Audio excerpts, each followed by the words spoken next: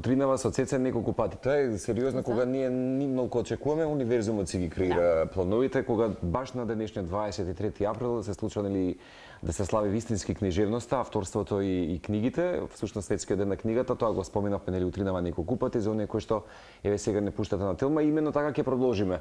Одбележувајќи на свој начин, даскалите и просветните работници денес имаат можеби мака, сепак како да го адаптираат дигиталниот свет со веќе традиционалниот образовен систем или дали колку како трпи, постојано гледаме промени, транзиција на метаморфоза, меѓутоа верувам дека секој од нас можеби и ние како новинари успеваме некако корисно и паметно и мудро да ја користиме вештачката интелигенција и технологијата. Меѓутоа, по појавата на интернетот и социјалните мрежи, развојот на вештачката интелигенција се смета за трет бран во технолошкиот развој, како релативно прилично нов феномен кој што е се уште некако база на истражување. Се што е поврзано со вештачка интелигенција се смета можеби и за нова вештина. Таа доведува до значајно напредување во многу области, например во функционирање на агрегатите на вестивелот или автоматско преведување содржини на различни јазици, што нам некој пат ни помага како новинари, но употребата на вештачката интелигенција неминовно ќе води кон менување на перспективите во работењето на просветните работници и даскали. Децата и вештачката интелигенција, како да ги може учите за таа страна на технологијата, низ негова призна и негово искуство како долгогодишен и класен раководител и професор од Битола кој што утрово ни доаѓа, верувам дека е најсоодветен соговорник утринава да си го поминете утринското гезме и дружење со Александар. Токму така го поздравуваме Александар Адамовски, професор по македонски јазик и литература во Основното училиште Елпида Караманди во Битола. Александар, добро утро. Добро утро. Од 5:20 наутро станат. Добре ни дојде. Добро утро, добро ве најдов и чест ми е што по четврти пат ви гостувам во вашата емисија. Во овие речиси повеќе од една деценија утринска на Телма. Во утринска на Телма, кај најдобрите. Ти благодариме од срце. Супер. Александар, и во текот на изминативе денови кога ни зборувавме што и како ќе ни биде темата, одлучивме да се задржиме малку повеќе на вештачката интелигенција и на незиното влијание кај младите. Ти си наставник во основно училиште и веројатно од прва рака можеш да го почувствуваш пулсот на младите кога е дигитализацијата и вештачката интелигенција можеби во прашање. Во каква средина можеби растат и се развиваат овие денешни млади? Какво е твоето гледиште? Па вака сега, значи денешните генерации не се како ние, да речем, кога учевме. Нормално со развојот на технологијата и тие одат напред, имаме новини, предизвици и така натаму. Меѓутоа, она на што јас ставам акцент е нечитањето.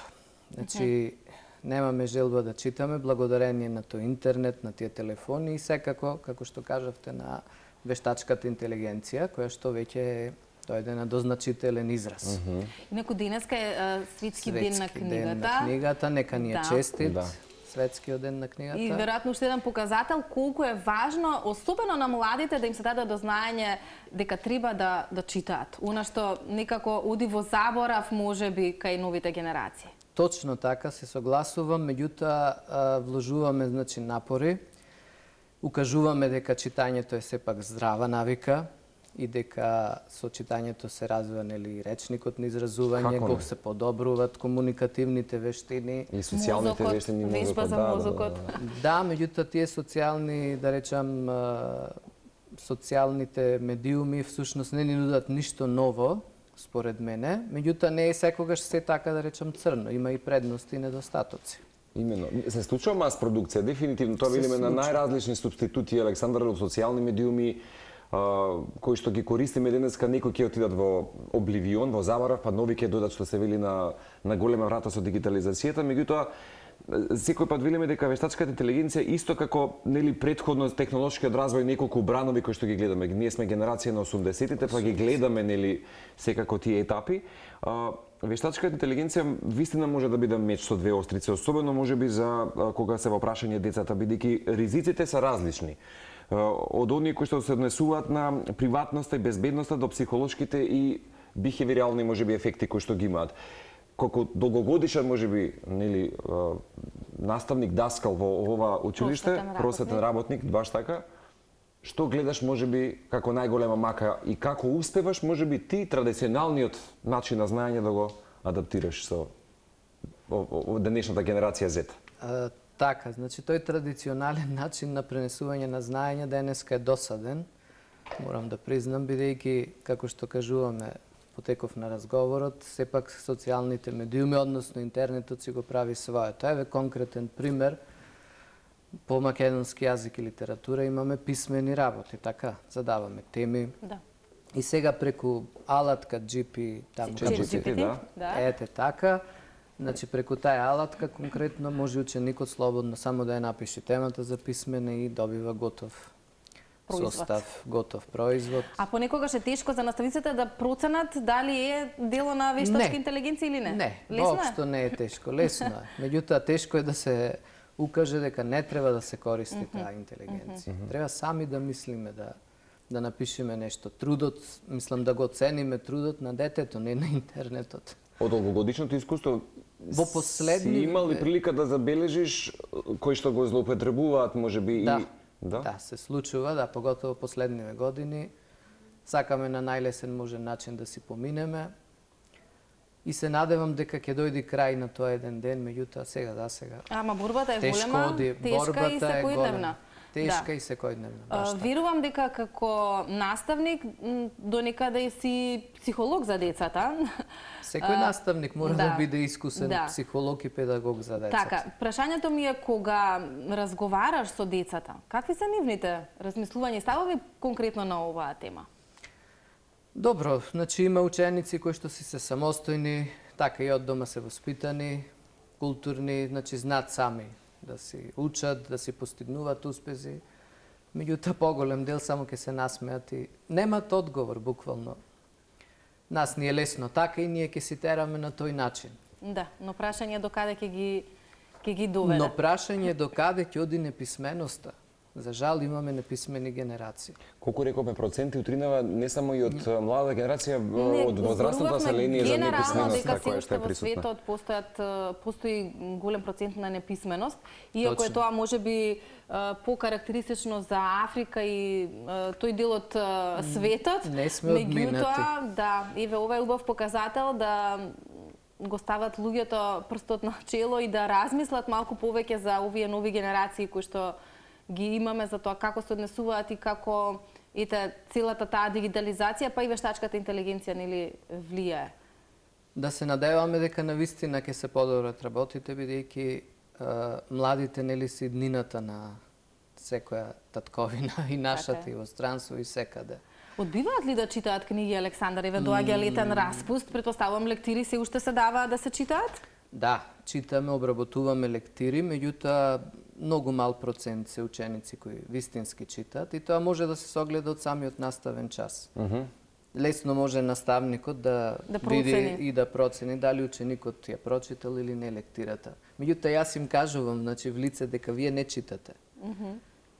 И признават, тоа многу ми се допаѓа што признават. Но дали се поправаат? Но дали се поправаат, сега тоа е прашање.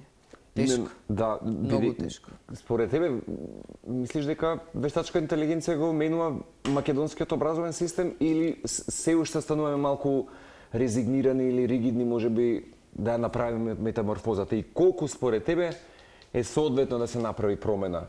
Со оглед на тоа дека утрово кажав по еден симпозиум кој што имав прилика да го следам минатата година, чинам дека тоа беше професионален работник од Холандија, една дама која што вели дека децата со вештачка интелигенција се сами своји мајстори на учењето. Роботи на некој Да. начин. Пак ќе каже таа, добро е да се користи вештачката интелигенција, нели, меѓутоа да не се занемари човечкиот фактор емпатија и нели енергијата на споделување на знаење. Токму така, значи таа вештачка интелигенција, како што кажав, има и предности и недостатоци. Значи со користење на соодветни алатки, апликации, може, например, да се учат многу лесно странски јазици. Значи, учењето да биде на некој начин како вид на игра, не измачување. Да, Duolingo мислам дека баш е една алатка која што добро се применува во светот. Ете така, значи во таа смисла да, меѓутоа дека треба целосно се посветиме, макар и кога јадеме да го користиме самиот тој уред, да речам, таа интелигенција, нема да доведе до позитивни Меѓутоа веруваш дека се резултати. менува во моментот Се менува, образовниот систем? да, се менува. Многу се менува, меѓутоа посакувам на подобро да се менува. И Александар предното останува да спомена видиме. дека традиционалниот начин веќе за новите генерации е досаден. Тогаш како ти како професор, како наставник, успеваш да најдеш предизвик во овие нови генерации со цел материјалот кој што треба да им се предаде и да стигне нели до нив, да биде сепак интересен. Кои се реформи мора да постојат во образованието и мора образовниот процес да го следи овој нов начин на развивање генерално на светот, затоа што дигитализацијата веќе е секаде се поприсутна. Ние зборуваме за добро и за злоупотреба и реално добра употреба на вештачката интелигенција и сите тие други алатки, но како наставниците денес, да, особено и во останатите градови надвор од Скопје, ти конкретно денес не зборуваш и не пренесуваш сликата од Битола, но зборуваме сега и за останатите, можеби и помали места, па дури и села во подрачни. Да, во нашата земја. Како на децата да им се направи целата таа настава или образовниот процес да им биде малку поинтересен, со оглед на тоа што велиш оној традиционалниот од наше време веќе одамна е можеби застарен и веќе досаден за новите генерации, баш така. Јас искрено го сакам тој стар начин, та класика на работа многу ја сакам и ја почитувам. Меѓутоа, со новата концепција за основно образование, сите наставници имавме обуки, нели, веќе од 6 одделение е воведена по македонски јазик и литература и други предмети, не само македонски. И токму во да речам програма ни се наведуваат насоки како треба да работиме со децата. Она што јас можев да го согледам од програмата е дека премногу проекти се во прашање, игри, во таа смисла, значи не е класично, интерактивно така да биде, и на тој начин да им биде поинтересно на децата. Меѓутоа, од друга страна, значи колку располагаме со ресурси во самите училишта. Има училишта кои што немаат интернет. Па нема ни компјутери, веројатно. Нема ни компјутери, нема ни смарт табла. Ние сме добро училиште, мислам, опремени сме, ги имаме сите потребни услови за работа. Тоа дека веќе не се користи онаа класична табла од времето со креда, сега е Јас искрено ја користам. Да, може би ќе изгледа така застарено, стереотипно, меѓутоа јас ја користам. И си ја сакам. Не, тоа ми буди убави емоции од моето. Зошто да не? Да. Се знае, зелена табла и бела креда. Да. Макар што да, повеќето е оди со дигиталните. Се зависи од нас. Како ќе успееме, сепак и тоа да го пресликаме на новите генерации. И како ќе се поставиме. Имено, мислам, ако ја представиме кредата и таблата се уште како вистинско место кај што може да ги споделиме нашите мисли и тука да го испрашаме ученикот, ќе остане така како концепт. И така најдобро се учи. Имено, како денеска Александар, како наставник, професор, го задржува вниманието? Како се обидеш да го задржи вниманието? Со оглед на тоа дека мал милион видеа денеска споделуваат, да речеме, и нашите колеги од Централни вести, кога се случуваат, за жал, состојби немир, баш тантруми кај повозрастни адолесценти и тинеџери, и се конфронтираат со даскалите и просветните работници. При тоа, нели, не може да ми кажеш ти ништо мене повеќе. Сега, нели, јас сум најмудриот и така натаму, дека постои една неверојатна моќ и сила кај нив и не може да ја подценуваме интелигенцијата, со оглед на тоа дека се им е некако нели достапно.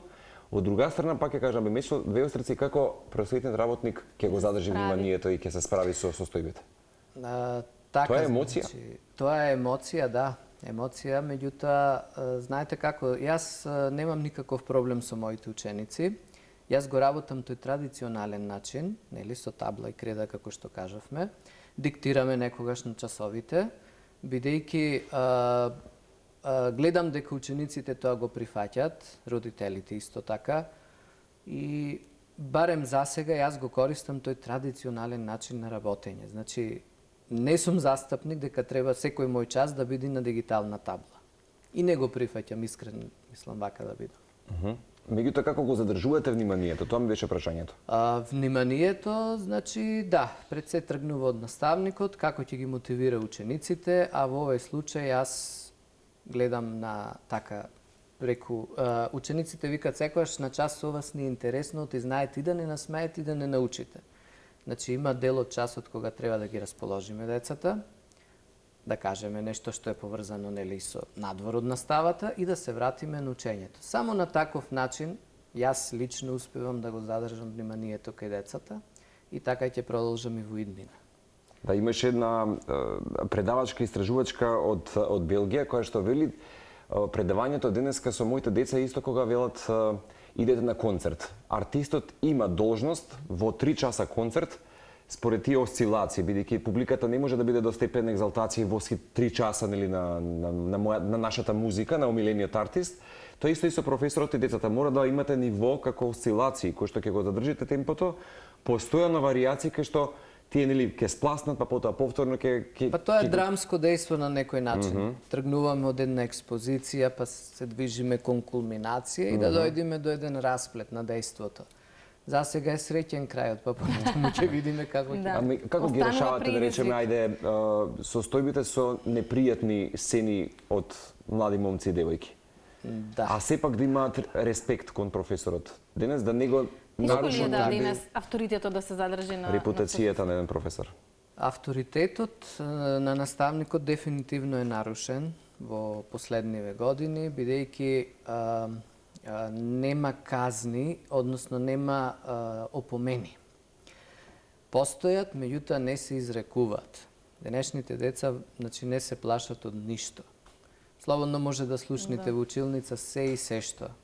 А пример професорот е во кабинетот нешто работи. И не ги засегнува тоа, кога ќе излеземе вака да видиме што е работа, што се случува. Многу тешко, да, многу тешко се справуваме со, да речам, таа недисциплина, со тие таа слобода на изразување. Се трудиме и телефоните на часовите да не ги користат. Има ли некој таму правила во Битола, бидејќи во Скопје веќе некои училишта преземаат таква иницијатива да не ги носат или не децата да не влегуваат во училница со Па има предмети, пример по информатика, каде што треба мобилен телефон, се користи. Меѓутоа, за време на часовите си постојат шкафчиња со клуч, каде што се заклучуваат и на крајот, после завршување на наставата, учениците си ги земат. Така. За сега сме примерни. Добро. И вие, и наставниците, и учениците. Мора и за наставниците да важи. Значи, не сме наставник на час. Пример и огледало за деца. Да, користењето на мобилни телефони имаше пред некој ден информација дека официјално Велика Британија сосема, речиси сосема ќе ги истреби и нема да може да ги користат нели паметните уреди. Инаку како ја замислуваш можеби Александар вештачка интелигенција можеби да ги револуционизира традиционалните образовни методи, а ако ја користиме мудро и нели самата технологија, како мислиш дека можеби новите методи со вештачка интелигенција ќе го подобрат учењето кај генерациите? Па јас ќе кажам кратко дека во овој случај ние наставниците и професорите ќе треба само настрана да седиме и наставниот час да го водат учениците. Мислам поврзано на прашањето за вештачка интелигенција. Александар, 5 мај е денот на македонскиот јазик. Да, верувам празник за многу од нели професорите кои што одбрале во текот на животот и својот кариерен процес да се посветат на зачувување на мајчиниот јазик. Сметаш ли дека со вештачката интелигенција и сите овие примери кои што претходно нели ги дадовме, ние утрово со Марко зборувавме дека со примената на мобилните телефони подзаборавивме да пишуваме, нели да користиме пенкал, омолив и оној ракопис кој што на времето сме си го гаеле да биде убав и пријатен, сега веќе сме заборавиле воопшто да пишуваме. Нови генерации, кога веќе имаат и вештачката интелигенција, веројатно можеби ќе заборават да зборат и да размислуваат, ако ChatGPT им прави есеи, им пишува текстови и така натака. Какви се овие нови генерации? Колку користат англицизми или можеби други зборови? А дали сакаат да го негуваат македонскиот јазик? Каков е твојот став и размислување генерално каква е сликата на младите? Така, значи, ќе кажам дека на 5 мај 1945 година е усвоена македонската азбука, а на 7 јуни 1945 македонскиот правопис. А инаку како ден на македонскиот јазик, светски ден, се прославува 21 февруари. Инаку што се однесува до иднината на, да речам, на овие генерации, како што ме прашавте, мислам дека не знам дали да бидам оптимист или песимист, тука сум во дилема. Меѓутоа, мислам дека сепак До нас е, како што кажавте, до нас е дали ние ќе продолжиме понатаму да ги користиме овие уреди или не. Лесно може да се откажеме. И веројатно се поголемата употреба од страна на младите може да доведе до изумирање на езиците? Па со оглед на тоа што во секој дел од денот ги користат тие и англицизми, да речам и други странски зборови. Во секој случај, значи, нема да изумре македонскиот јазик. Тој понатаму ќе се употребува. Пред се ние македонистите имаме таква заложба, таква мисија, да. И таква мисија, таа љубов понатаму да ја шириме, да ја негуваме. А се трудат ли барем новиве генерации да зборуваат литературно македонски? Не, воопшто не се трудат да зборуваат литературно. На стандарден македонски јазик, значи не се трудат. Сега, како понатаму ќе биде во иднина, да се надеваме дека ќе се подобрат работите. Меѓутоа, реалната слика е таа. Така е. Александар... Како да, потребни се сепак нови политики за користење на вештачка интелигенција, дека ChatGPT и вештачката интелигенција не се овде за еден ден, тие нема да запрат, тоа бидете сигурни сите. Меѓутоа, ќе треба да се направат можеби нели нови методи, да се скројат образовни политики кои што ќе помогнат нели на модерната технологија да се употреба да се подобри квалитетот на образованието, па некако да бидеме асистенти едни со други со вештачка интелигенција, да не биде закана, туку да не биде нели и злоупотреба на истото.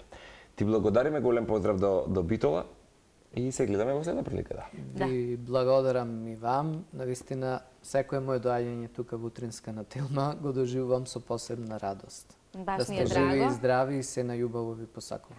Ќе испраќаме огромен поздрав до сите битолчани кои што се наши поддржувачи на утринското шоу и продолжи понатаму да го негуваш македонскиот јазик и да ги учиш новите генерации за тоа што значи секојдневната употреба на македонски литературен јазик. Литературен јазик, еве, да не заборавам за крај да ги поздравам сите мои ученици, колеги.